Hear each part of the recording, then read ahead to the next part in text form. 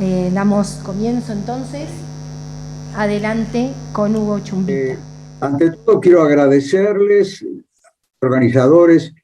de este seminario y de este coloquio, la posibilidad de participar en esta actividad dedicada a la memoria de Vivian Trías, que entiendo es un político y un intelectual democrático, en el mejor sentido de esta palabra, de la que se suele abusar en el lenguaje común, porque entiendo que la democracia, como en el caso de Vivian Trías, por supuesto, es ese compromiso profundo con el pueblo, y no solo el respeto al sistema político constitucional, que es habitualmente, ¿no es cierto?, la forma en que se define a esta situación de encuadrarnos dentro de un sistema con sus reglas y con su pluralismo, sus instituciones, que son un enorme valor, pero que muchas veces carecen de ese sentido de compromiso con el pueblo, en el viejo sentido de la palabra democracia, el gobierno del demos, por el demos, para el demos. Bueno, yo creo que Vivian Trías es uno de los mejores pensadores rioplatenses dentro de la corriente que podemos llamar del nacionalismo de izquierda. Quiero aclarar aquí que, por supuesto, vamos a usar el término del nacionalismo en el sentido que lo marca el pensamiento crítico suramericano, sin ningún tipo de connotación racista, mística o fundamentalista, sino que para nosotros el nacionalismo es esa vocación de rechazo al colonialismo y al imperialismo por la plena independencia política, económica y cultural de la patria grande. Y este es el sentido de la perspectiva ideológica de Vivian Trías, que en su extensa obra he podido disfrutar gracias a algún intercambio de libros que hicimos alguna vez en Montevideo, de esa colección de ediciones de la Banda Oriental que ha compilado, digamos, las piezas de su trabajo intelectual y político. Bueno, en toda su obra vemos que su tratamiento de los problemas acuciantes de la época están siempre enmarcados en esa visión fundamental del problema de liberación o dependencia. Y su propuesta es un socialismo nacional y democrático, invocando incluso en uno de sus textos la sentencia de Mariátegui de que no se puede ser nacionalista sin ser socialista, ni ser socialista sin ser nacionalista. Ciñéndome ahora al tema que nos han planteado, comencemos por la cuestión del federalismo. Ella caracteriza perfectamente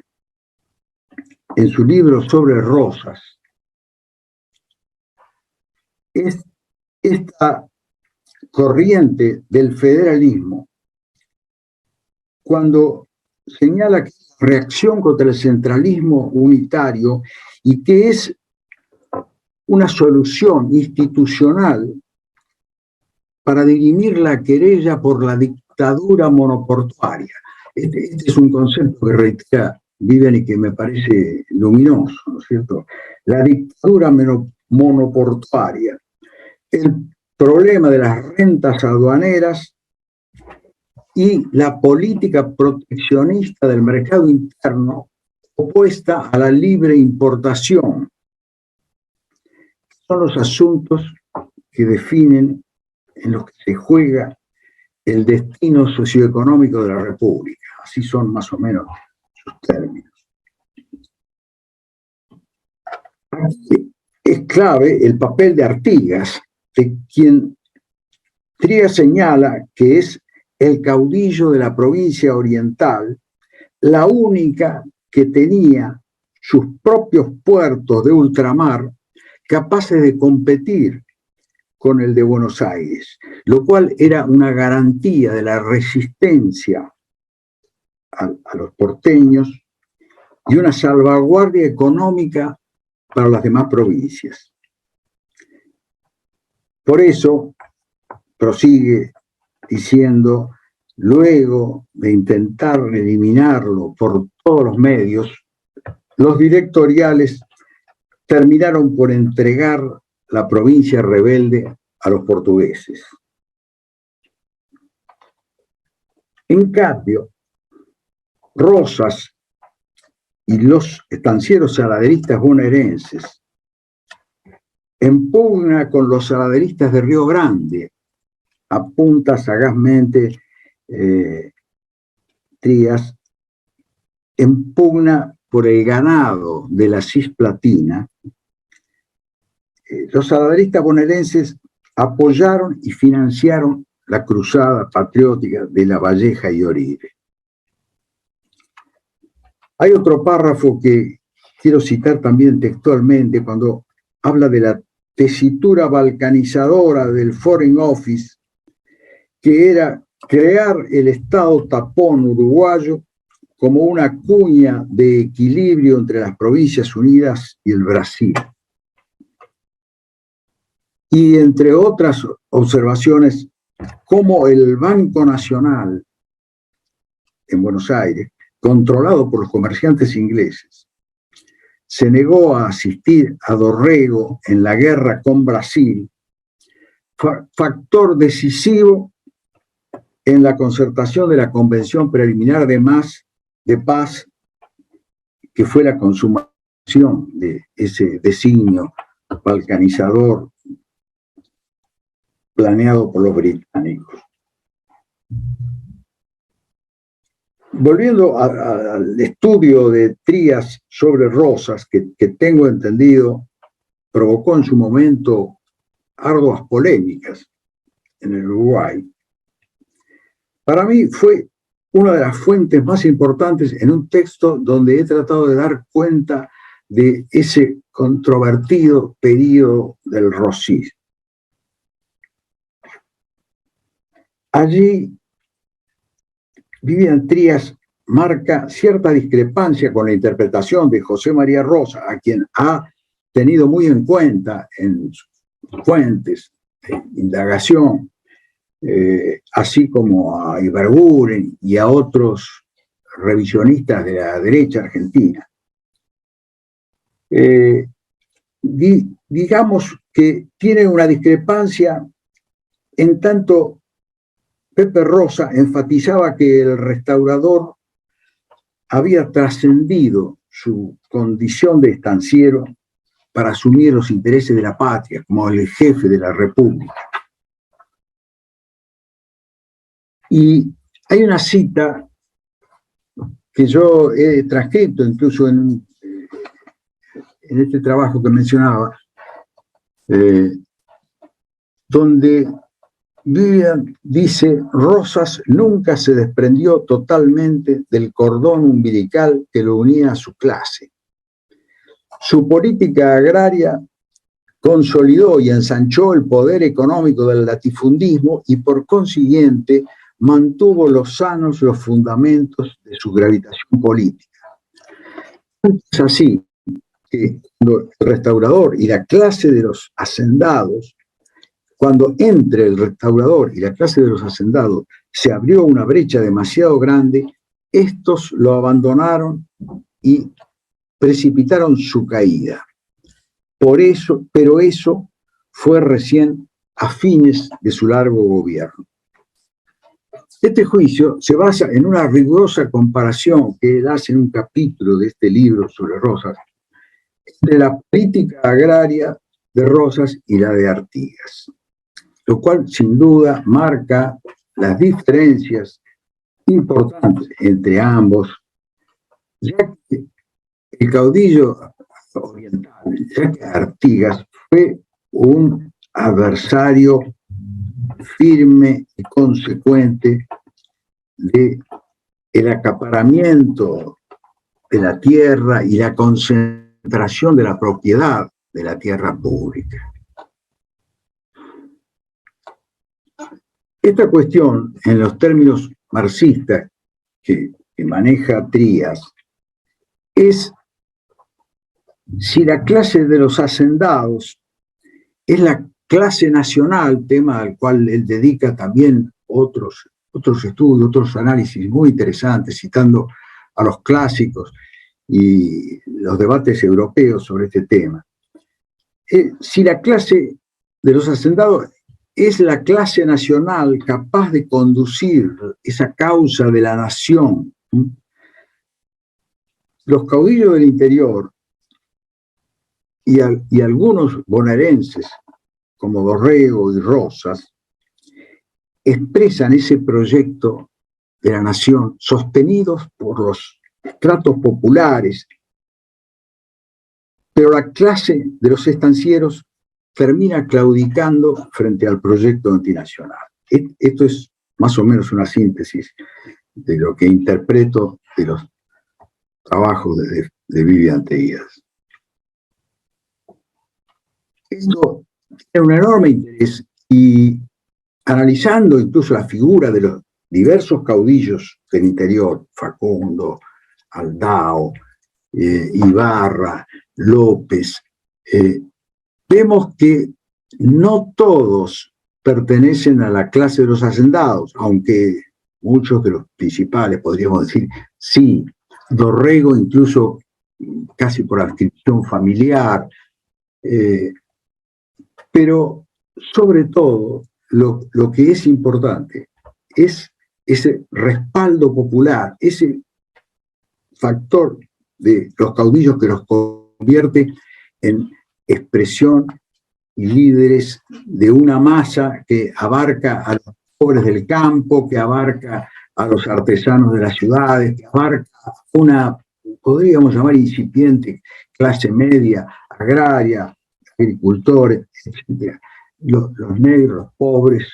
las castas del sistema colonial que empiezan a ser ciudadanos a partir de la Revolución. Bueno, sobre Artigas, hace años yo escribí un trabajo que se negaron a publicar los académicos universitarios porteños, pero se publicó en la revista Todo es Historia y luego en mi libro Jinetes Rebeldes, haciendo hincapié en la juventud aventurera de Artigas, su etapa de contrabandista y bandolero, que creo ayuda a entender la relación de Artigas con su gente, con los indios, con los pobres del campo, y con la índole, el perfil de las guerrillas montoneras. Trías no ignoraba este punto, aunque lo menciona de paso.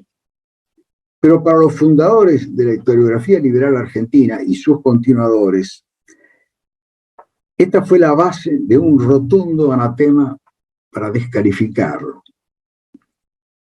Y luego para sepultarlo en el silencio, ¿no? Del otro lado del río, es decir, de este lado del río de donde les estoy hablando.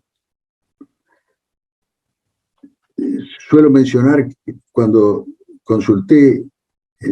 para estos estudios el archivo Artigas, cada vez que entraba a la biblioteca de la Academia Nacional de la Historia, las empleadas ya me conocían y me alcanzaban un abrecartas para que yo pudiera abrir las páginas de los tomos del archivo que estaban intactas desde que habían sido donados desde Montevideo, ¿no es cierto?, a la biblioteca de la principal institución, ¿no es cierto?, académica de la historia de nuestro país. Bueno, claro que estos temas, como el caso del origen mestizo de San Martín,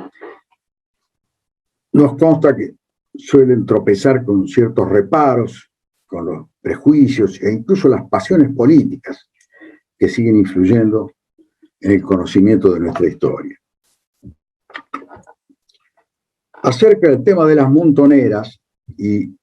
creo que ya estoy cumpliendo con el tiempo, pero creo que tengo unos minutos más. Acerca del tema de las montoneras, habría tanto que decir, pero quisiera apuntar solamente un punto oscurecido por la versión liberal, escolar, que ha predominado en nuestro sistema de enseñanza pública, y es un punto sobre el cual pude trabajar un extraordinario documento, que fue la causa judicial, más de 1000 carillas, manuscritas, por supuesto, contra el último caudillo riojano sobreviviente de la cruzada contra la guerra del Paraguay por la Unión Americana, que además me interesaba mucho porque era un antepasado mío. Las montoneras federales, como surge de una serie de textos, interrogatorios, constataciones, testimonios de aquellos viejos papeles. Las montoneras federales emergían de las milicias provinciales, esos cuerpos regulares que estaban formados por todos los ciudadanos, los varones adultos, en edad hábil, que se convocaban para la defensa común. Y no eran el ejército de línea, pero tampoco eran bandas de salteadores, e incluso las requisas y las exacciones que practicaban no diferían de las que hacían los ejércitos de línea de esa época en los territorios que iban ocupando. Esas montoneras federales, esas huestes que fueron el verdadero soporte de la lucha nacional, de la revolución en su continuación de la lucha independentista por el movimiento federal que fundó Artigas y que durante casi un siglo disputó el rumbo de nuestras repúblicas.